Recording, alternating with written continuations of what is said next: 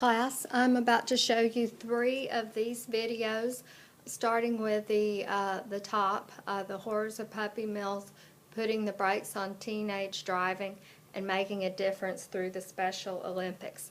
Now, for your last and final speech, the persuasive speech, I want you to be using Monroe's motivated sequence. And it will be put in Moodle for you. And also, you will need to have a visual aid. You will need a visual aid for everything that you do, each speech. Okay, we're starting with the horror of puppy mills.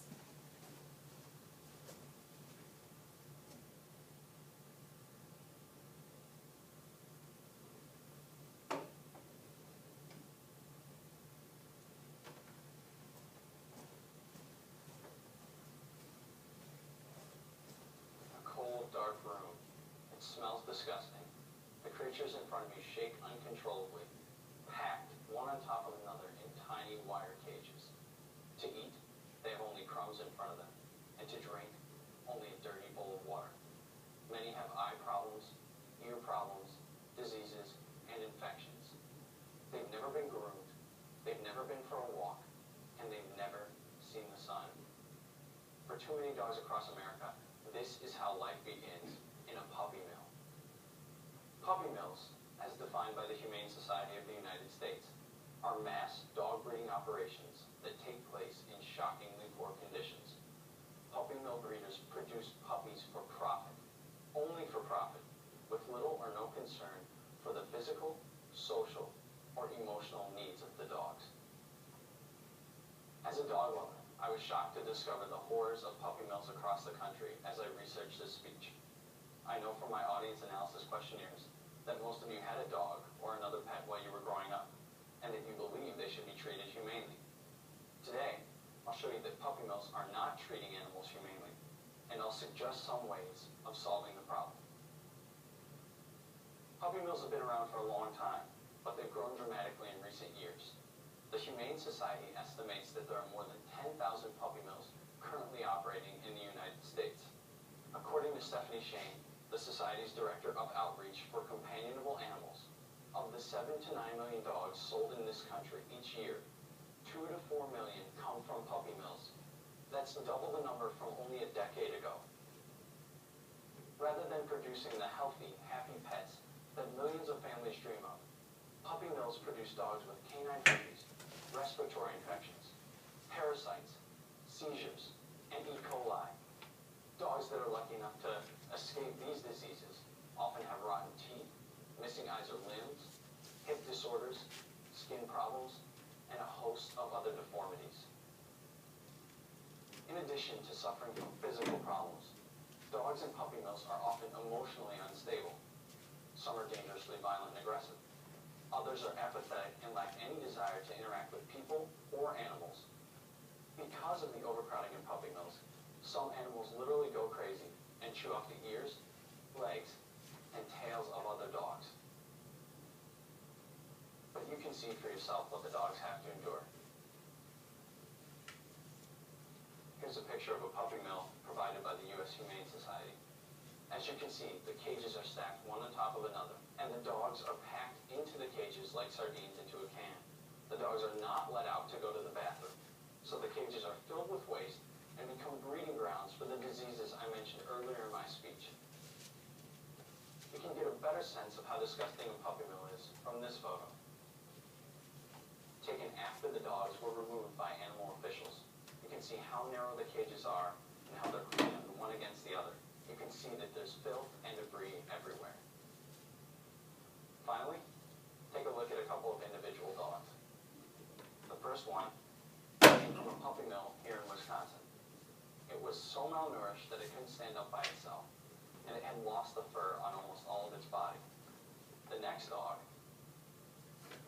was in even worse shape. Covered with its own filth, it had a rash of infections and diseases, and it had lost the sight in one eye. Like other puppy mill dogs, it never saw a veterinarian until it was rescued. It's time that we stop the horrors of puppy mills and help dogs action on two fronts: legislation and individual initiative. The first step is for new laws that will put puppy mills out of business. Current laws, such as the Animal Welfare Act, are ineffective at best. This law only regulates a small number of breeders, leaving countless puppy mills to operate under the radar. Here's the legislation I propose. It's based on a combination of proposals that have been presented in several states. All dog breeders who produce more than 30 puppies a year should be required to register with their state's Department of Agriculture, which would inspect dog breeding facilities just as the health department inspects restaurants. Breeders with dogs in substandard conditions would be dealt with accordingly. A first offense would result in a fine of $3,000. A second offense would result in a fine of $5,000. And a third offense would result in a fine of $10,000 and 90 days in jail, plus permanent loss of the breeder's license in every state of the union. But legislation alone won't do the job. You and I also have a part to play. We have to take the profit out of puppy mills by making sure we don't purchase dogs produced by puppy mills. We can do this by following guidelines laid out by the Humane Society. First, consider adopting a dog from a trusted animal shelter instead of buying a new dog. The animal shelter will make sure the dog is free of physical and behavioral problems. Second, if you decide to buy a new dog, visit the breeder's premises. If the breeder refuses to let you see the premises or wants you to meet somewhere else, don't buy from that breeder. Third, don't buy a dog from a pet store. The Humane Society has found that most dogs in pet stores actually come from puppy mills. And fourth, don't be fooled by advertising.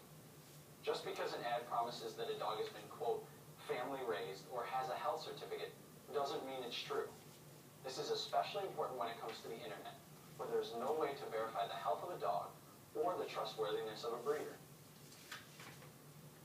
In conclusion, I'd like you to imagine your own pet, no matter what kind of animal it might be, living in the conditions endured by dogs in puppy mills. Then imagine your pet living in those conditions day after day, week after week, month after month. Surely you would not want this for your own pet.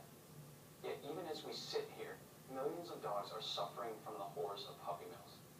It's time to stop puppy mill breeders from profiting on their cruelty. Even if, as the movie title says, all dogs go to heaven, we should not allow them to start their lives in hell.